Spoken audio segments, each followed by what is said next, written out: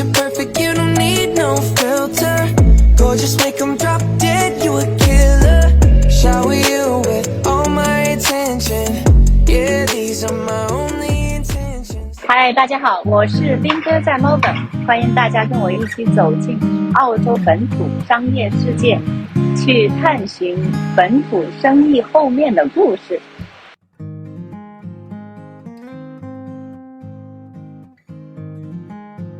我们今天来到了墨尔本市中心的中心地带，马上要进到318号 Little Bourke Street 这栋楼里去拜访1834酒店管理公司的执行董事 Peter Clark， 我们跟他去了解一下他们公司的经营管理状况。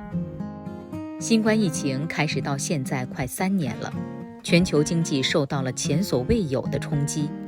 旅游和餐饮行业的重创更是肉眼可见。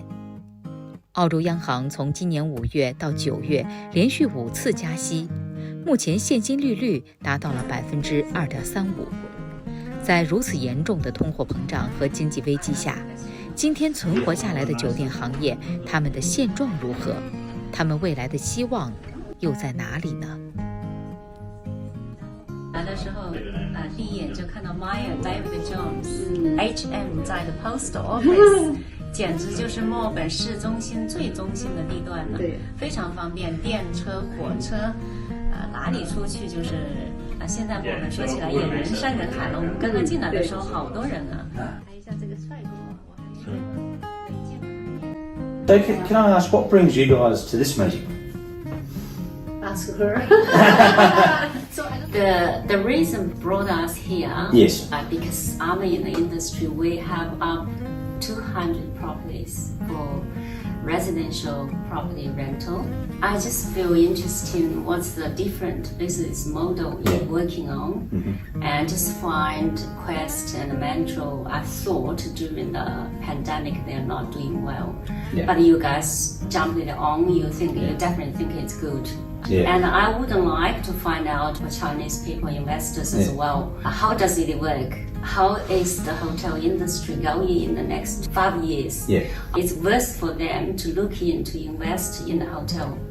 We think it's a good investment. There's always risk with investment, but we feel as though accommodation is a solid investment going forward. Yeah. It's going to continue growing. I mean, the Chinese borders aren't even open at the moment. That's a huge revenue stream. And we're already seeing the rates ahead of pre-COVID levels, and occupancy starting to get back to that level again already. So it's responding well. Yeah. There's no guarantees about future pandemics, but I feel as though we're past the pandemic now. The other reason we had this trip today, we helped the investors to find out there was local business mode like your 1834 hotels. They can connect it together. So what we can do is, work together. If you have an investor that's looking at a property, if you send me the IM for that property, we can do a forecast on it, of the returns.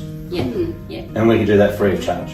Excellent. So then you can share that with your investor, and they can work out if they think it's a good investment or not. So in the next 5 years, where do you see the hotel industry in Australia heading? And what will your company's position in that market?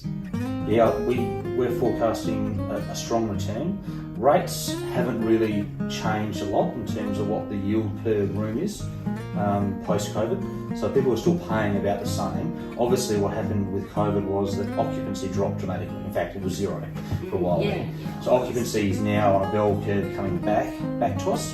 We're forecasting that Melbourne will be back to pre-COVID occupancy probably towards the end of next year. But rate is really solid. And we're very clever with our marketing and the way that we put the property on the market. So the more people that can see the property, the more chance you've got of selling inventory. So our distribution channels are very wide. Looking good for your business. It's actually, and I think it's a very good investment opportunity. So I'm talking to a lot of investors that have typically invested in things like the ASX, in bonds, stuff like that. They're now looking at accommodation. Because they see accommodation as it's very high profit. So accommodation is about a 70% yield return. And it's long term and it's consistent. COVID obviously threw a spanner in the works.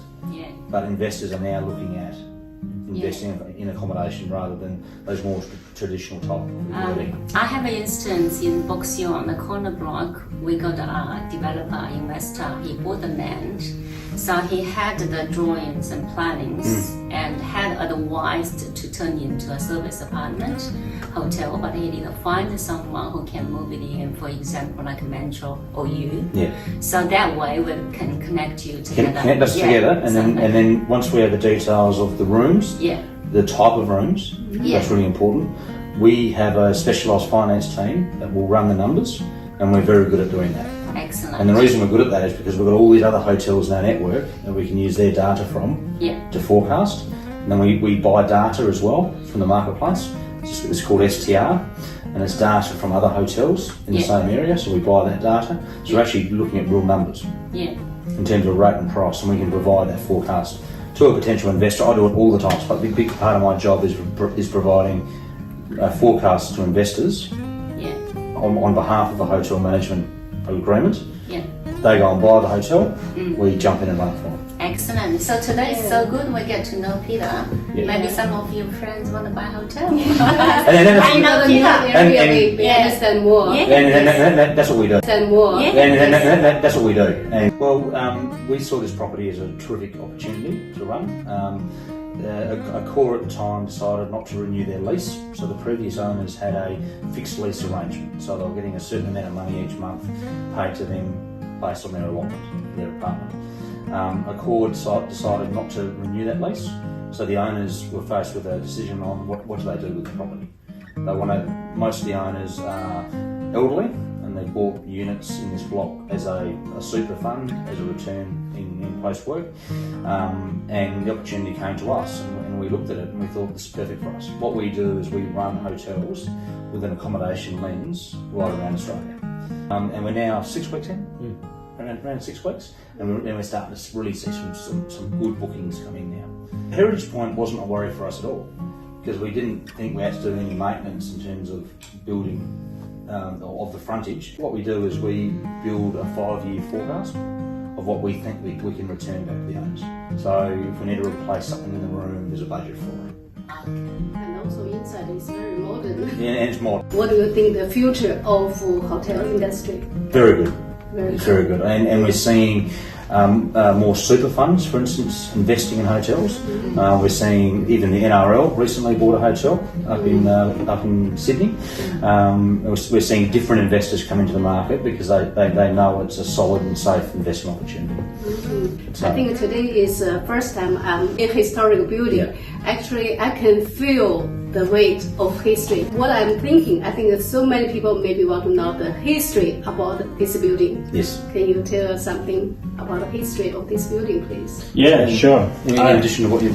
Yeah, sure. So the building was originally built in 1890. It was the money order office for the part of the post office. So across the road, across the laneway where H&M, the now fashion store is, that is the old GPO, the General Post Office. And this building was closely correlated. This was the money or the bank part. At that time, in 1890, there weren't as many commercial banks, obviously, so post office used to handle all the cash and money movements. In the basement of this building, there is a vault, and the laneway that is alongside the building is called Driver's Lane. That's where the old carriages, horse carriages, used to come in and drop coins into the vault. And the basement of the building where now reception is was the entry to that bank effectively. Since then, once that building, once there's no need and there's more commercial banks and all the other branches open, there's less need for the post office to maintain the financial aspect of things. This got converted into offices.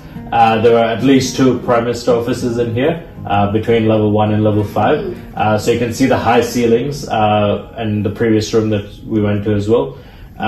Those offices were stretched across. Imagine when you came out of the lift, it was a whole open floor, and it was just one big floor. There's a rumor that during the Queen's visit, she may have visited the building at the time. Another question is, when did it convert to the hotel? When is that happen?